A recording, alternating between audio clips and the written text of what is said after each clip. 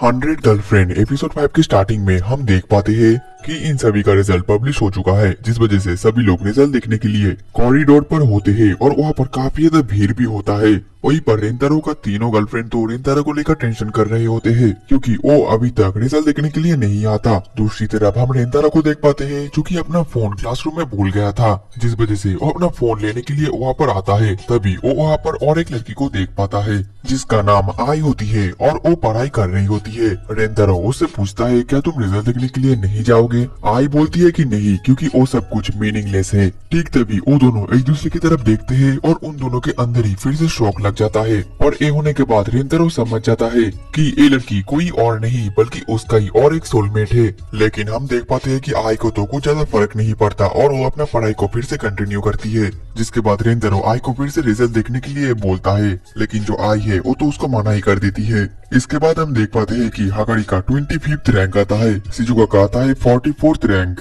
और कराने का रैंक होता है 87 और रेंतारो का रैंक होता है 88। जिसके बाद रेंतारो उन तीनों को ही तारीफ करता है और फिर वो नोटिस करता है आई का तो रैंक 1 होता है और फिर वो अपने गर्लफ्रेंड से आई के बारे में पूछने लगता है और बोलता है क्या तुम्हें आई के बारे में कुछ पता है? जिसमें वो लोग बताने लगते हैं आई तो हमेशा पढ़ा करती है, उसको हर एक सब्जेक्ट के बारे में पता होता है, वो हर एक क्वेश्चन का आंसर दे देती है, वो तो बिल्कुल एडवांस आर्टिफिशियल टेक्नोलॉजी के जैसा है। देन अगले दिन में उन सभी का केमिस्ट्री लैब में क्लास होता है और रेंतारो का जो जोड़ी होता है वो आई के साथ होता है और उसका तीनों गर्लफ्रेंड का जोड़ी एक टीम में होता है। और फिर रेंतारो सोचने लगता है कि जो आई है वो तो हकारी, इंडा और शिजुका से भी ज्यादा क्यूट है और ज्यादा एलिगेंट और ब्यूटीफुल भी है। और फिर वो दोनों मिलकर प्रैक्टिकल क्लास को कंप्लीट करने लगते हैं। लेकिन तभी क्लास करते हुए रेंतारो के हाथ में एक कट लग जाता है, जिस वजह से वो अपने हाथ को धोने लगता है और बोलता है मुझे अब नर्स के ऑफिस में जाना पड़ेगा। तभी साइड में जो आई होती है वो बोलती है तुम्हें नर्स के ऑफिस में जाने की कोई जरूरत नहीं है और फिर वो रेंतारो की उंगली को लेकर अपने मुंह के अंदर रख देती है और उसके खून को चूसने लगती है। और ये देखकर तो मानो रेंतारो बहुत ही ज्यादा शर्मा जाता है। वहीं पर वो अपने मन में बोल रहा होता है एक सुंदर लड़की मेरे उंगली को सक कर रही है, उसके बड़े बड़े आईलैशेस, उसकी प्यारी सुंदर स्किन और उसका होठ कितना ज्यादा नरम है, वहीं पर उसकी जीभ बहुत ही ज्यादा गर्म है, कहीं पर मैं सपना तो नहीं देख रहा हूँ। दूसरी तरफ रेंतारो के बाकी तीनों गर्लफ्रेंड तो अपने काम में व्यस्त होते हैं और वो तो रेंतारो की तरफ ध्यान भी नहीं देते। और इसके अगले पर उनका क्लास खत्म हो जाता है और रेंतारो आई के पास आकर उससे थैंक यू बोलता है। आई बोलती है तुम्हें थैंक यू बोलने की कोई जरूरत नहीं है। रेंतारो बोलता है लेकिन मैं फिर भी तुम्हें थैंक यू बोलना चाहता हूँ, क्या मैं तुम्हें एक सोडा खरीद कर दूं? आई बोलती है मुझे कोई जरूरत नहीं है और सोडा हाइड्रेशन के लिए अच्छा भी नहीं है। जिसके बाद रेंतारो बोलता है आई मैं तुम्हें और भी अच्छी तरीके से जानना चाहता हूँ। जो सुनकर आई बोलती है ये बिल्कुल ही मीनिंगलेस है।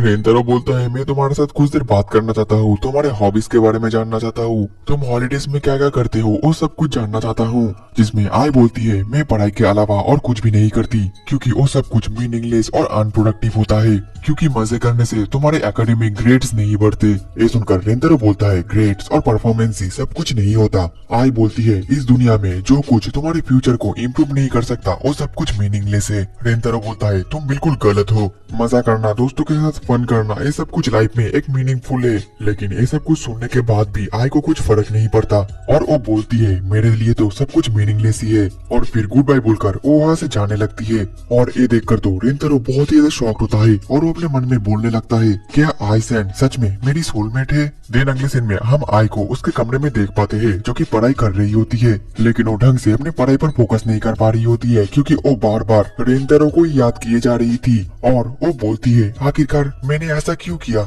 मैंने रेंतारो की उंगली को अपने मुंह के अंदर क्यों दिया, इससे तो इन्फेक्शन भी हो सकता था, आखिरकार ये कैसा फीलिंग्स है, ये तो बहुत ही ज्यादा इलॉजिकल है। लेकिन तभी आई अपने डिस्ट्रैक्शन को हटाने के लिए बोर्ड पर बहुत सारे नंबर्स को लिखने लग जाती है और बहुत सारा नंबर लिखने के बाद वो थोड़ा सा फोकस कर पाती है और फिर से पढ़ाई करना शुरू कर देती है। लेकिन कुछ ही देर में वो फिर से अपना फोकस खो देती है और फिर से अपने डिस्ट्रैक्शन को हटाने के लिए फिर से बहुत सारा नंबर लिखने लग जाती है और वो तो इस बार बहुत ही ज्यादा नंबर लिख लेती है। अब अगले दिन सुबह हम आई को देख पाते हैं जो कि रेंतारो से डायरेक्टली बोलती है आज जो रेंतारो, मुझे लगता है मैं तुमसे प्यार कर बैठी हूँ। मैं चाहती हूँ कि हम दोनों एक ही रिलेशनशिप के अंदर आए। जो सुनकर रेंतारो बोलता है, मैं भी तुमसे प्यार करता हूँ और मैं तुम्हारे साथ रिलेशनशिप में जाने के लिए तैयार हूँ। लेकिन तभी जो आई है वो तो रेंतारो को रिजेक्ट कर देती है। जो देखकर रेंतारो शॉक्ड होकर बोलता है, क्या तुमने मुझ पर प्रैंक किया है? तभी आई बोलती है, मुझे लगा था कि तुम मुझे रिजेक्ट कर दोगे, लेकिन तुमने नहीं किया, इसलिए मैं ही तुमको रिजेक्ट कर दिया और आज मैं यहाँ पर मेरे प्यार को अंत करने के लिए आई हूँ। रेंतारो बोलता है, लेकिन तुम ऐसा क्यों कर रही हो? हम दोनों तो एक दूसरे के साथ प्यार करते हैं, है ना? आई बोलती है कि नहीं, रोमांस का मतलब ही है शादी करना और फिर बच्चे करना, और मुझे इन सब चीजों से कुछ भी फर्क नहीं पड़ता क्योंकि ये सब कुछ मीनिंगलेस है। और कुछ टीनेजर्स के बीच में रोमांस, ये तो और भी ज्यादा मीनिंगलेस है। ये सिर्फ टाइम का जाया है और मैं तुम्हारे साथ कभी भी रिलेशनशिप में नहीं जाना चाहूंगी। और ये बोलकर आई वहां से जाने वाली होती है, लेकिन तभी पीछे से रेंतारो उसको रोकता है और बोलता है, मैं पहले ही 100 गर्लों से रिजेक्ट हो चुका हूँ और अब मैं और एक भी गर्ल से रिजेक्ट नहीं होने वाला, और तुम ऐसे ही अपने प्यार को तोड़कर नहीं जा सकती।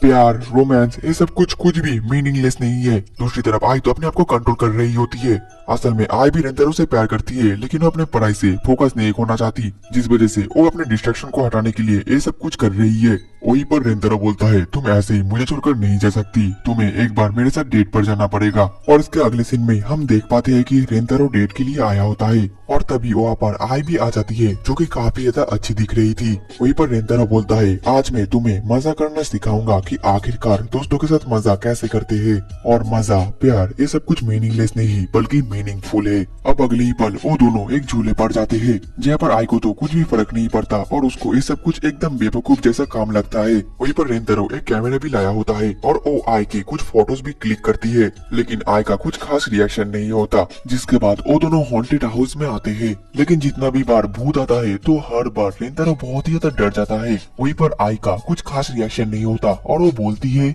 ये सभी तो इंसान है, ये तो यहाँ पर मेकअप करके आए हैं, आखिरकार तुम इससे डर कैसे सकते हो? और अंत में आई बोलती है, यहाँ पर तो सब कोई इंसान थे, इसको तो इंसानी घर बोलना चाहिए, ना कि कोई भूतिया घर। अब अगली पल वो दोनों एक कप जैसे झूले पर आते हैं, लेकिन वहाँ पर भी आई का कुछ खास रिएक्शन नहीं होता और उसको भी सब कुछ ये सब बेकार लगता है। और वो अपने मन में बोल रही होती है, आखिरकार इंसान इस जायंट कप व्हील में घूम कैसे सकते हैं? ये सब कुछ तो बस टाइम का जाया है, एकदम मीनिंगलेस। जिसके बाद वो दोनों भूल भुलिया में आते हैं, लेकिन वो दोनों ही हर बार एक ना एक रास्ते से फंस जाते हैं। ये देखकर आई बोलने लगती है, ये सब कुछ तो सिर्फ टाइम का जाया है, वो लोग तो इस रास्ते को सीधा भी बना सकते थे। ये सुनने के बाद रेंतारो बोलता है, आखिरकार ये एक बुलबुलिया है, इसलिए वो लोग ऐसे ही तो बनाएंगे। और अंत में हम देख पाते हैं कि वो दोनों फेरिस व्हील में आते हैं, लेकिन वहाँ पर जो आई है वो तो थोड़ा सा डर रही होती है। जो देखकर रेंतारो बोलता है, क्या तुम्हें हाइट से डर लगता है? अगर तुम चाहती हो तो मैं तुम्हारे साइड पर आकर बैठ सकता हूँ। जिसमें कि आई बहुत ही धीरे से हाँ बोलती है।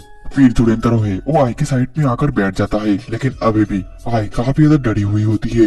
जो देखकर वो आई के ऊपर रेंतारो हाथ रख देता है, लेकिन जो आई है वो रेंतारो के हाथ को और भी अच्छी तरीके से पकड़ लेती है और इसके बाद वो दोनों ही काफी ज्यादा शर्मा जाते हैं। अब अगले ही पल वो दोनों एक जगह पर बैठकर अपने आज सभी फोटोज को देखने लग जाते हैं और रेंतारो बोलता है, ये फोटोज काफी ज्यादा अच्छे आए हैं, इस फोटो में तो तुम काफी ज्यादा खुश भी दिख रही हो। जो सुनने के बाद आई बोलती है, आखिरकार तुमने एक कैसे बोला, क्योंकि लोग तो मुझे इमोशनलेस बोलते हैं। रेंतारो बोलता है, बस मुझे ऐसे ही पता लग गया, लेकिन हम दोनों ने आज बहुत ही ज्यादा मजा किया, तो आखिरकार तुम्हें इस बारे में क्या लगता है? आई बोलती है, सच बता तो मुझे नहीं लगा था कि आज इतना ज्यादा मजा आएगा, लेकिन आज का दिन सिर्फ मजा ही आया है, इसने लाइफ में कुछ वैल्यू ऐड नहीं किया है। इस वजह से आज का दिन पूरी तरीके से मीनिंगलेस था, इसलिए मुझे माफ कर देना। रेंतारो बोलता है, कोई बात नहीं, तुमने अपने फीलिंग्स को डायरेक्टली बोल दिया है, यही बस बहुत है।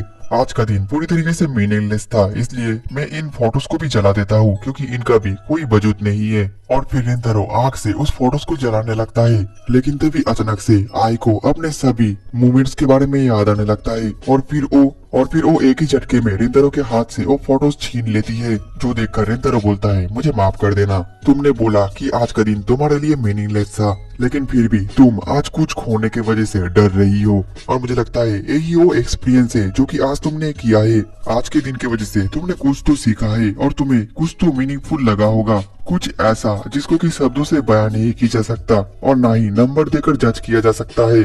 और इस चीज ने तुम्हारे लाइफ में वैल्यू भी ऐड किया है, जो कि तुम अब खोना नहीं चाहती। वहीं पर हम देख पाते हैं आई के आंखों से तो आंसू गिर रहे होते हैं और वो अपने आंखों में आंसू देखकर वो भी काफी ज्यादा शॉक्ड हो जाती है। रेंतारो बोलता है मुझे माफ कर देना, मैं सिर्फ चाहता था कि तुम जानो कि आज का दिन तुम्हारे लिए मीनिंगफुल था।